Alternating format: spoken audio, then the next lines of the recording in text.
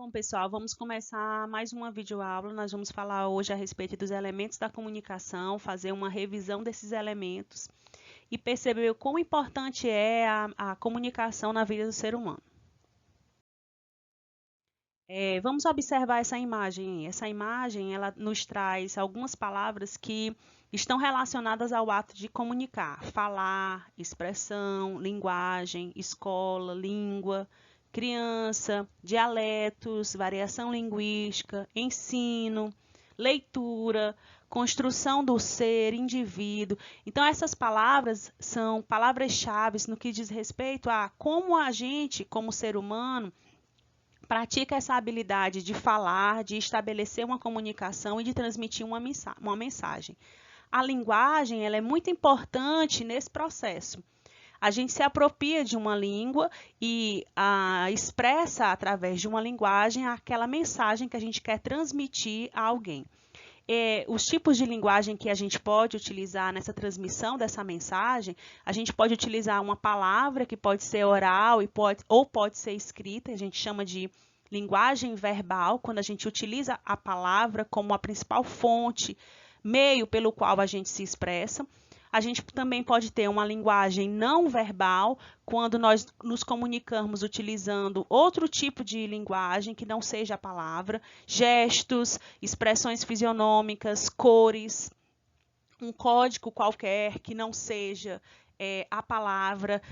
Por exemplo, quando nós estamos numa via pública, ou de carro, ou de moto, seja como for, a gente para em um semáforo. Aquelas cores padronizadas, elas indicam algo que a gente deve fazer. O vermelho, a gente deve parar. O amarelo precisa ter atenção, né, que o sinal vai fechar. E o verde significa que a gente pode ir. Então, a mensagem ela foi transmitida utilizando um código que não é a palavra. No caso, uma linguagem não verbal.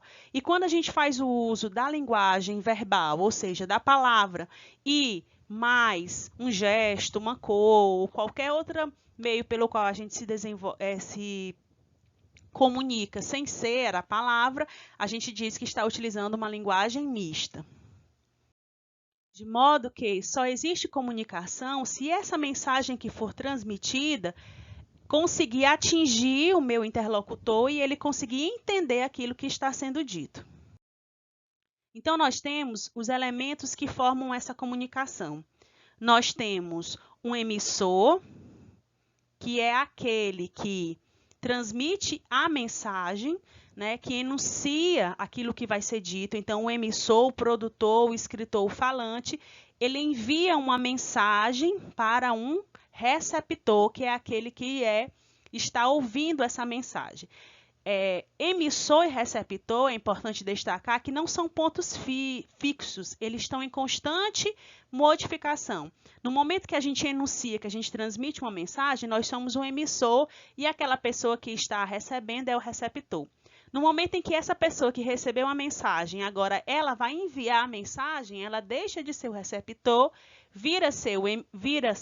passa a ser o emissor. E aquela pessoa que estava emitindo, agora ela passa a receber essa mensagem. Essa mensagem ela é transmitida utilizando-se um código, né? Que pode ser a língua portuguesa, oral, escrita. Pode ser um código que você mesmo elabora, por exemplo, dizendo que um pontinho significa a letra A, 2 pontinhos a letra B. O importante é que esse código ele seja conhecido tanto do emissor como do receptor. Uma cor, um gesto. Então, essa mensagem é transmitida utilizando-se um código. E essa mensagem ela tem um assunto, ela tem uma situação, um contexto, que é o que a gente chama de referente. Essa mensagem que é transmitida do emissor para o receptor, ela é transmitida utilizando-se um canal. O canal é o meio de comunicação. Vamos pensar fazendo uma comparação.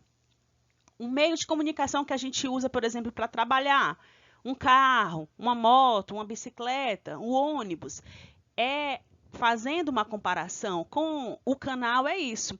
É o meio de comunicação, é o meio de veiculação pelo qual o emissor envia uma mensagem a um receptor. Então, ele faz isso usando a voz.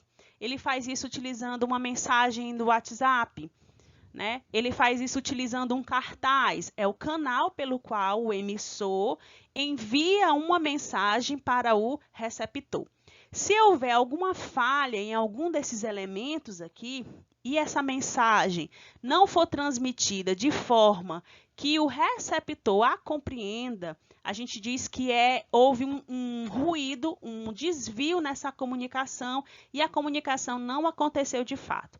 Então, para que a comunicação aconteça de forma produtiva, é necessário que o emissor que está enviando uma mensagem para o receptor, essa mensagem que tem um assunto, que é o que a gente chama de referente, utiliza um código que é conhecido dos dois e, além disso, apresenta um canal que pode ser transmitida essa mensagem ela precisa atingir ao receptor de modo que ele a entenda, de modo que ele a compreenda e que ele possa ter capacidade de respondê-la, tá?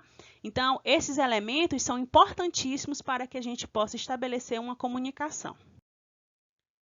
Aqui estão as nossas referências e até a próxima.